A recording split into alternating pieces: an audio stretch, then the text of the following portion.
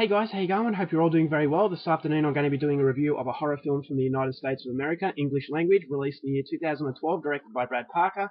This film is called Chernobyl Diaries. And the story to Chernobyl Diaries is as follows. The film follows a group of 6 young vacationers who, looking to go off the beaten path, hire an extreme tour guide. Ignoring warnings, he takes them into the city of Pripyat, the former home to the workers of the Chernobyl nuclear reactor, but a deserted town since the disaster more than 25 years ago. After a brief exploration of the abandoned city, however, the group soon find themselves stranded, only to discover they are not alone. So the movie centers on 6 young vacationers. They're going through Europe and they want to liven up their experience, and what better way to do this than to go on an extreme tour when they're in the Ukraine. So this extreme tour, Yuri is the tour guide. He consults one of the vacationers about his idea. That particular vacationer really likes it, so he goes back to his friends. Initially they decline the offer, but he manages to convince them. So they go into Yuri's van and they're driving to Pripyat. Now, Pripyat was the neighbouring city that was evacuated right next to the Chernobyl nuclear reactors after the disaster. It was evacuated straight away, and no one has been living there for 25 years. So it's a completely abandoned city and is now a tourist attraction. So they drive to Pripyat, and this is where the military stop them. They say that they can't go inside there because they're doing maintenance. So this is the first time in 5 years that Yuri has heard this, and he thinks a little bit more is going on. So instead of taking no for an answer, he finds another way into the city unauthorized. So already this is spelling a lot of trouble. So they get into the city, they're having a rundown of the history, they're taking photos and having a lot of fun. When it's time to go back, they get into the van, and surprise, surprise, the van won't work because something has tampered with the wires. So they're stranded in a city that is polluted with radiation, and also they may or may not be being stalked by an unknown presence. So they might not be alone. So whether or not they survive this ordeal, that's something you're going to have to find out for yourself, because that's as far as I'm going with my synopsis.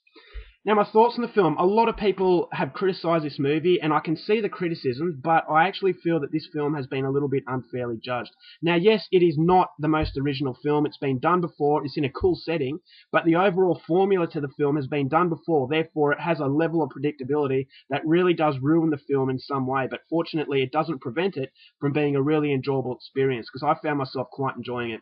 Yes, it's very shallow. It's not going to win any Oscars, but for what it is, I thought it did a good job. Now, straight away, the atmosphere is absolutely fantastic. It's not actually shot in Pripyat, obviously.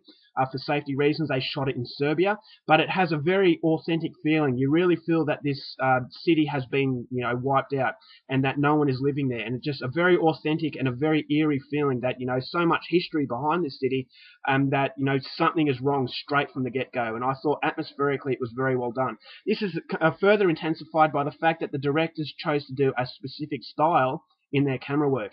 Now, I was really surprised to see that this is not actually a found footage film. For so long, I actually thought this was part of the found footage. So when I heard it wasn't, I was a little bit disappointed, but I really liked the way that the directors shot the film. I don't know if it was deliberate or a complete accident, but it was lucky for them if it was an accident, because I feel it helped contribute that authentic feeling even more. It actually feels like you're holding the camera, that you're the 7th vacationer, and you're tagging along. So you can really put yourself in the shoes of these characters. It's just kind of like found footage, but it kind of isn't. It's kind of like you're a fly on the wall and you're experiencing these things with the characters. So I thought that put a whole new level of authenticity into the film. Not many people talk about that sort of aspect to it, but I thought it was a very subtle one. And I actually, it's a break from the found footage, but it stays kind of true to the found footage. So it's kind of like a spin-off. And for found footage fans, I still think you get a lot out of it because it does have that sort of feel. Now, the setting, as I said, absolutely fantastic. It's a lot of abandoned things, and you kind of feel that something might be still there. But you never know for sure. So it's such a vast area, it's so desolate, that if something bad happens, the evil presence has so many places to hide. So you're kind of feeling that anything could be around the next corner. And I felt that the director, near the start of the movie, really plays with you psychologically. So it had a psychological aspect that I wasn't quite expecting, but I was pleasantly surprised with. Now, the acting was decent. Nathan Phillips from Australia, it was really cool to see him in there.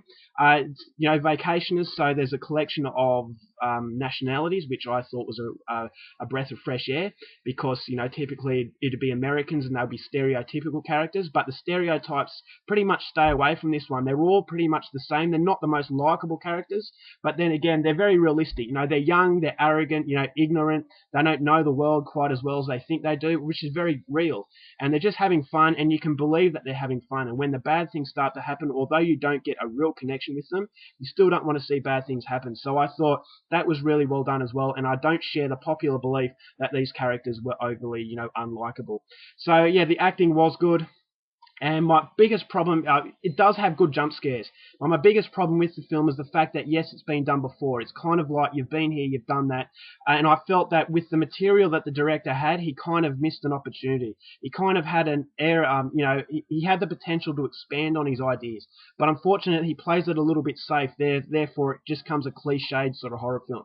You kind of know when the jump scares are happening. You kind of know who's going to get killed. And it's just that specific sort of order that you kind of scratch your head and you think, yeah, I've been here before. So when the atmospheric stuff sort of wears off and it goes into, the run for your life sort of moments, I thought that it does go down a very, very familiar road. So that was my only big criticism of the film.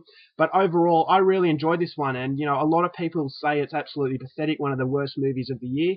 But I got something out of it. And if you go in there giving it a chance, not expecting something terribly serious, and you want something with a really good atmosphere and a very good setting, this one is definitely for you. It's more of a psychological sort of jump scare horror film rather than a gore film, although there are some pretty gory aftermaths. But as I said, if you want something for a Friday night with a group of friends, then this one is definitely one that you should try out, because it is certainly not the worst film, but having said that, it doesn't come without its flaws. So I'm going to give it 3 stars. It was enjoyable, it surprised me, and I would be happy to watch this one again. Alright guys, that's my review. I hope you enjoyed it. Till next time, keep watching movies, and I'll see you later. Bye.